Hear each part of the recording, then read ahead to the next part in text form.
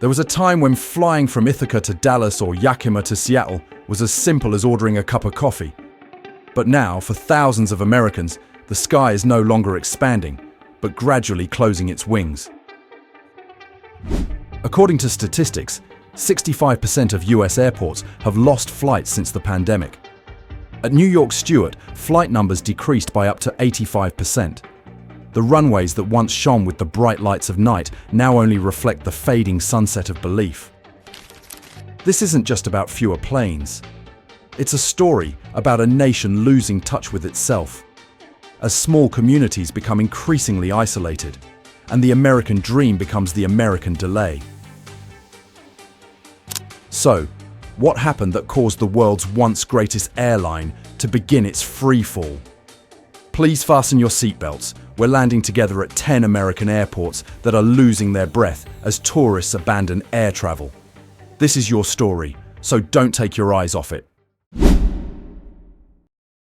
You know, in Alexandria, the center of Louisiana, there used to be 12 flights taking off every day. Now there are 6 left. Half the sky disappeared, silently as if someone had turned off a switch in the middle of a summer afternoon. The locals here call AEX Airport the gateway to the world. Now that door is stuck. The trip to Dallas turned into a 5-hour drive. Flying to Atlanta, I have to wait 2 days to get a spot. For major airlines, this is just a few lines in an Excel spreadsheet. But for the people of Louisiana, it's life shrinking 1 mile at a time. They say the reason is a shortage of pilots, that the airline had to switch to larger aircraft, thus reducing frequency. That sounds reasonable. But in reality, it's a way to reduce costs and increase efficiency. The price to pay? A land cut off from the air map. Alexandria is neither a financial center nor a tourist destination.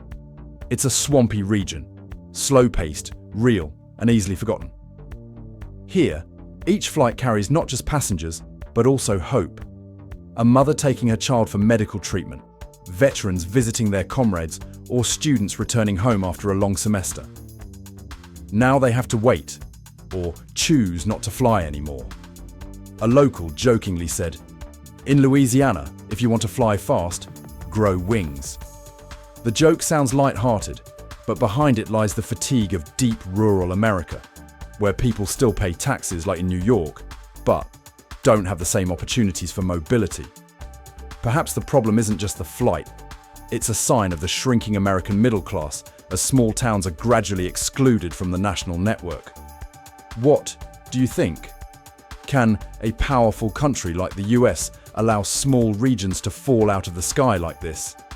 And if Alexandria losing 40% of its flights still doesn't give you pause, wait until Missouri, where the next runways are turning into memories. Do you remember Joplin, Missouri? The city once rose from the rubble after the 2011 tornado. Strong, resilient, just like the American spirit. And yet, now they are swept away by another storm, an aviation storm. Joplin used to have connecting flights to Dallas, Chicago, and sometimes even Denver. Now there are only a few EAS flights left, the government subsidy program for places that are too small to be profitable. It sounds glamorous, but the reality is, you're more likely to catch a deer on the highway than catch a flight out of Joplin. What is the real reason? Oh, they say there's a shortage of pilots, fuel prices are rising, and operational efficiency is low. They're all very corporate-sounding phrases, very corporate, polite.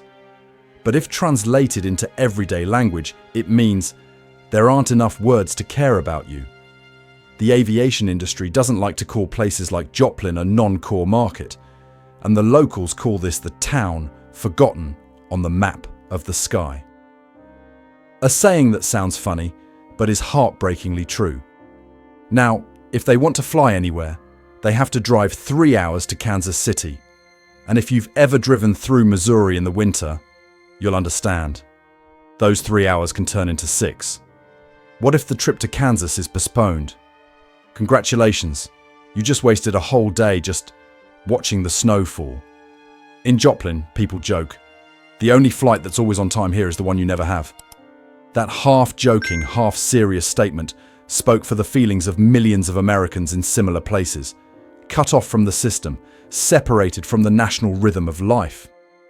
The irony is that the very taxpayers who fund the airline bailout program are the ones who have to seek help from that program to fly. A perfect circle of irony, funded by their own money. And if anyone asks, why are people giving up flying? The answer might be simple, because the sky abandoned them first. So, when you see a small airport with the lights on but the runway empty, remember Joplin.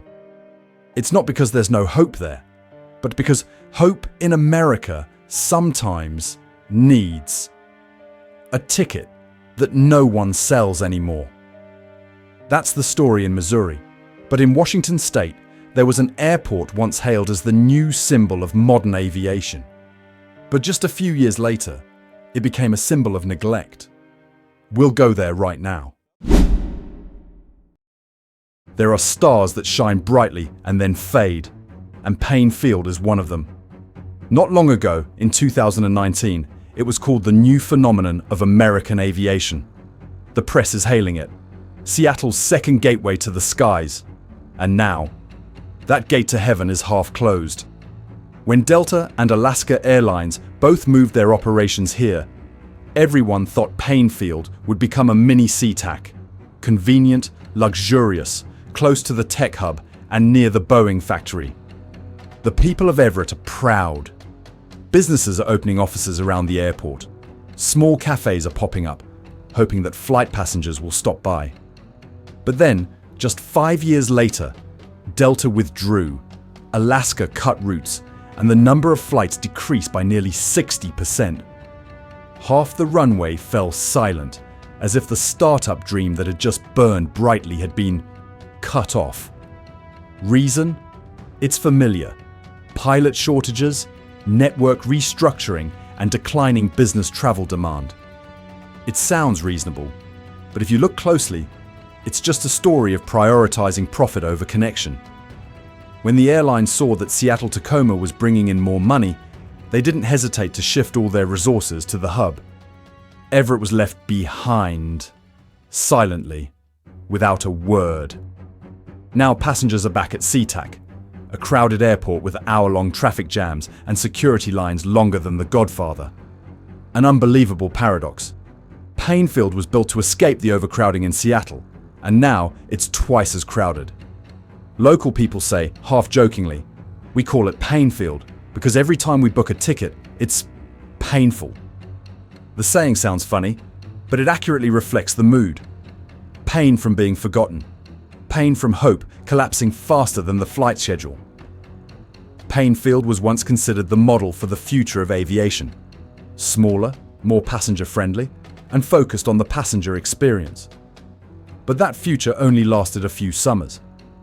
Now there are only waiting benches, clean, quiet, and completely empty. Perhaps the saddest thing isn't missing the flight, but losing faith that local efforts can change a system larger than oneself. Consider this. Is the future of Payne Field a warning for dozens of other small airports across the United States? Or just a sad chapter in the chronicle of an America shrinking its own skies? And if you think Everett is just an exception, wait for the next part, where a New York airport that once had the word international in its name no longer has any national left. There's an irony in America. Sometimes, things with the word international in their name are places that don't even have a single domestic flight anymore. Welcome to New York Stewart International Airport, where international now sounds like a sad joke. Before the pandemic, Stewart was the third hope for the New York region, alongside JFK and LaGuardia. It's called the Golden Gateway to the Hudson Valley. Quieter, cheaper, and friendlier. An ideal option for those tired of the crowds at JFK. Then 2020 arrived. This airline pulled out, that one stopped, and after just 4 years, Stewart lost 85% of its flights. 8 out of 10 starting chairs disappeared, without noise, without regret, just deleted. Now, if you live in the Hudson Valley and want to fly somewhere, you have to drive almost 2 hours down to New York City. They call it flexible connection. I call it traveling just to travel. The reasons listed are very reasonable. Restructuring the post-COVID flight network, focusing on high-profit markets, and optimizing slots. It's all phrases that sound like they came straight out of a shareholder report. But behind that optimization are thousands of people disconnected, hundreds of small businesses losing customers, and a community being excluded from the national aviation map. Stewart was once a welcoming place for soldiers returning from war, a symbolic gateway to reunion. Now, all that remains there is the sound of the automated speaker repeating, "Gate closed, flight cancelled.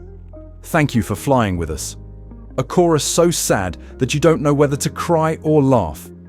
Hudson Valley residents joke that if you want to fly from Stewart, you should bring a folding chair and a novel, because you'll have enough time to finish the book before the plane takes off, if it takes off. Stewart's story is not just about a failed airport. It's about how America treats places that are no longer considered large enough to be cared for. When everything is concentrated in the center, even the suburbs, no matter how close they are to New York, are left behind. Therefore, Stewart is not just an airport that loses 85% of its flights. It is a reflection of modern America, where the city lights shine brighter, the suburban shadows grow longer. But at least New Yorkers have JFK to vent their anger on. In Washington state, there are places where there are no other options for flying, and the next story will prove that.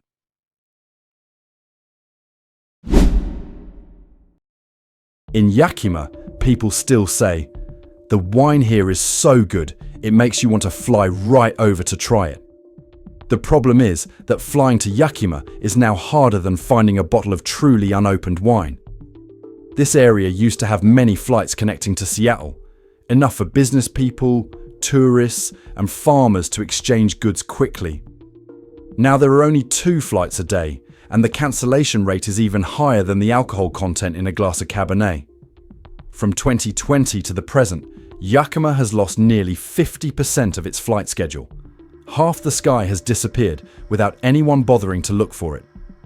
The reason sounds familiar: a shortage of pilots, a shortage of small aircraft, and major airlines concentrating in the center. But in reality, that's just another way of saying, we no longer consider this place worth investing in. They said reducing flights was to optimize operational capacity. This sentence, if translated into real language, means save money, no matter who gets stuck. Yakima is Washington state's largest wine valley, producing over 70% of the state's grape output.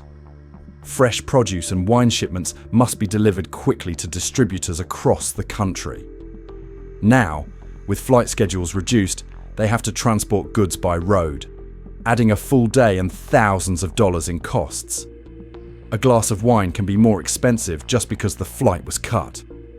The locals here say, half in jest, half seriously, "We call this phenomenon a corked flight. It won't open, and if you leave it for too long, it loses its fragrance." A saying that sounds pleasant, but is actually as sour as spoiled wine. Because behind it lies the worry that this fertile agricultural region is gradually being deprived of its transportation lifeline. Yakima was once a symbol of true America, peaceful, hard-working, where laborers built the nation's agricultural economy. And yet now, they have to drive 3 hours to Seattle to fly, and then squeeze in with international tourists just for a short business trip. Some people joke that in Yakima, the only thing that flies regularly is pollinating bees. It sounds funny, but it's true. When the sky is silent, with only the buzzing of bees, you'll understand. There are still parts of America working, still contributing. It's just that no one flies in to see it anymore. And if Yakima was a bitter glass with a hint of regret, the next destination, in Nevada, will make you laugh bitterly. Because there, you can bet everything except a flight home. In Elko, they say you can gamble all night and still not win the game called finding a flight home. Here, the casino is brightly lit 24 hours a day, while the airport departure board goes dark before midnight.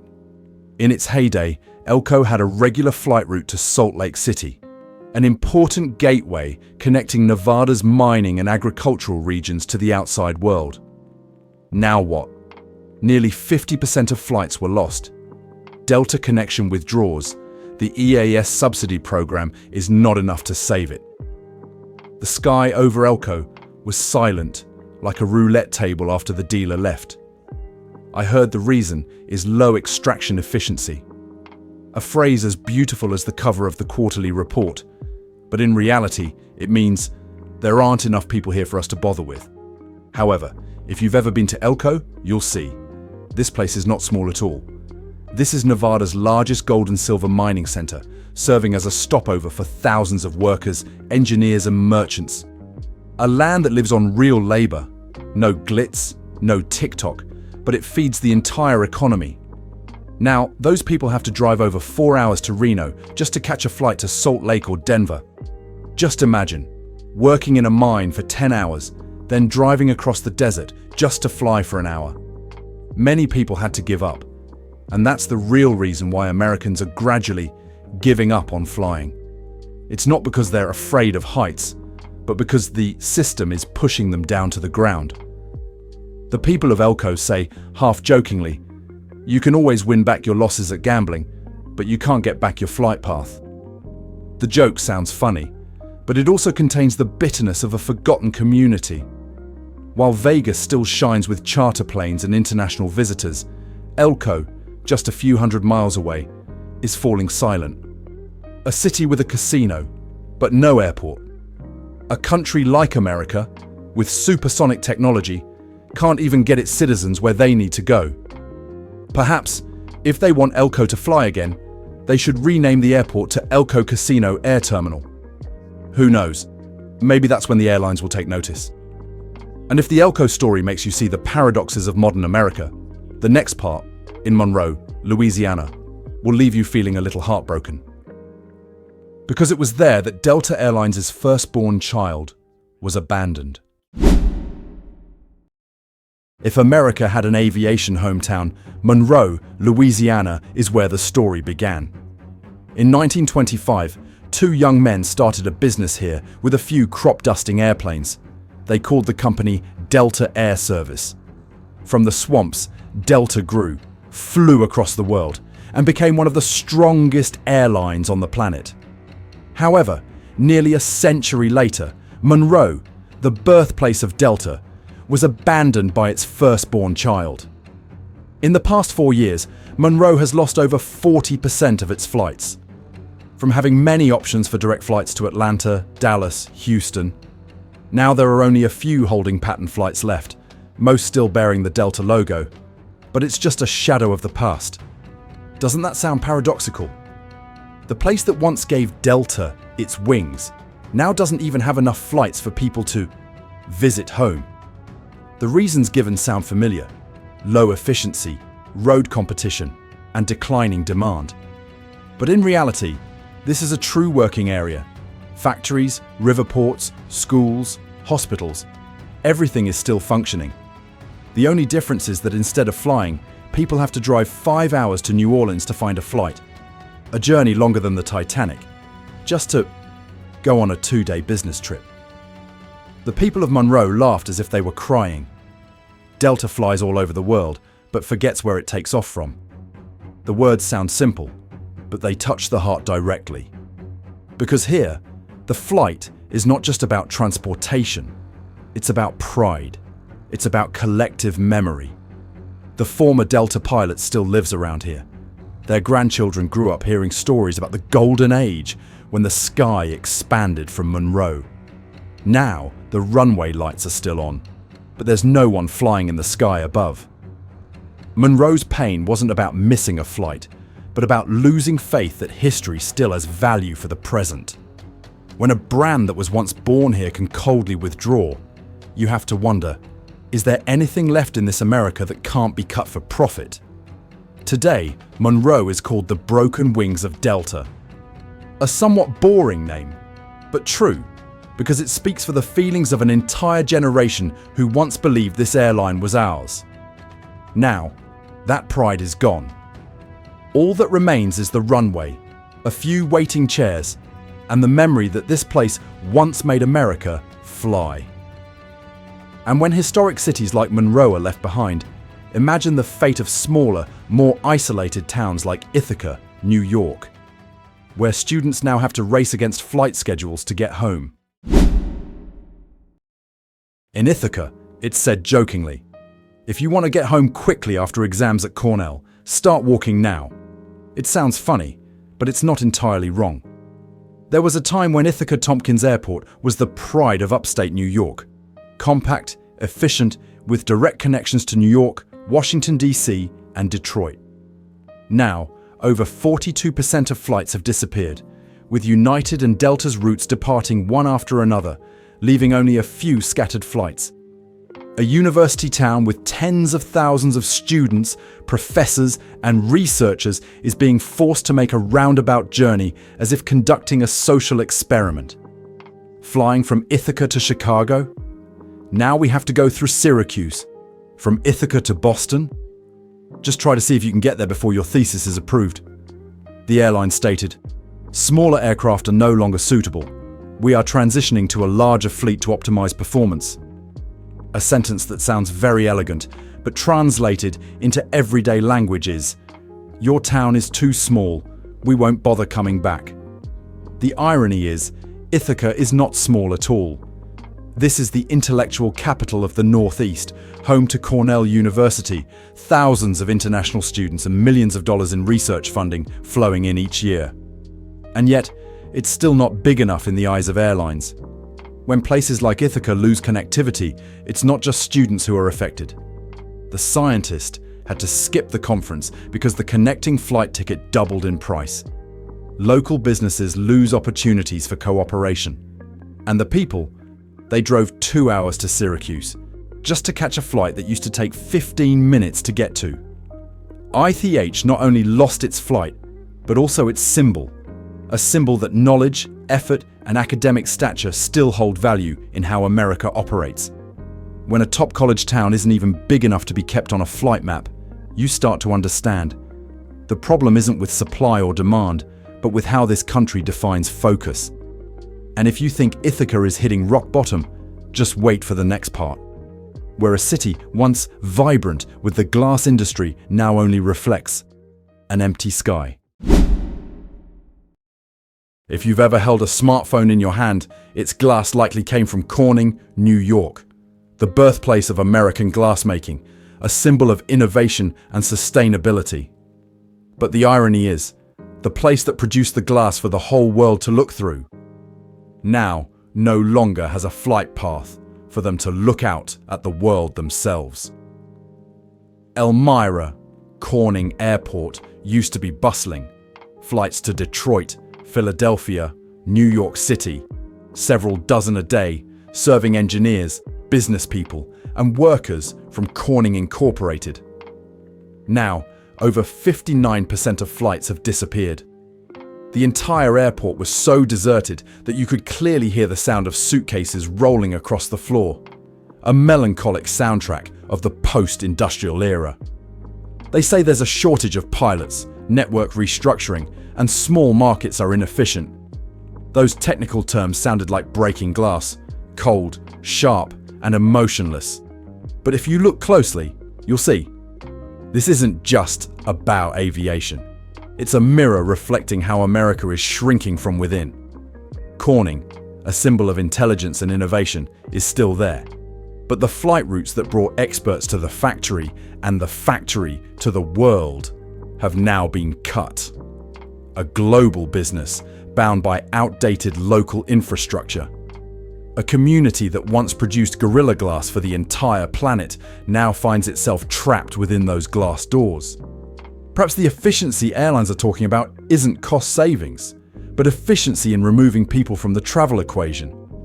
And if ELM is a mirror reflecting the shrinking of American manufacturing, the next stop, Seattle Boeing Field, will make it clear what happens when even the birthplace of America's wings has nothing left to fly. In Seattle, there's a place once called the home of the sky, Boeing Field. This is where the first 707s, 737s, and 747s left the runway, carrying the American dream higher, further, and stronger. Back then, people believed that if there was any place that could define freedom, it was the sky. Now, the sky is silent. Commercial flights at Boeing Field decreased by over 67%. No more passengers, no more announcements calling flights, only cargo planes, engineers testing engines, and brand new 737s waiting to be delivered to other airlines to fly away, not from here. It sounds like a paradox.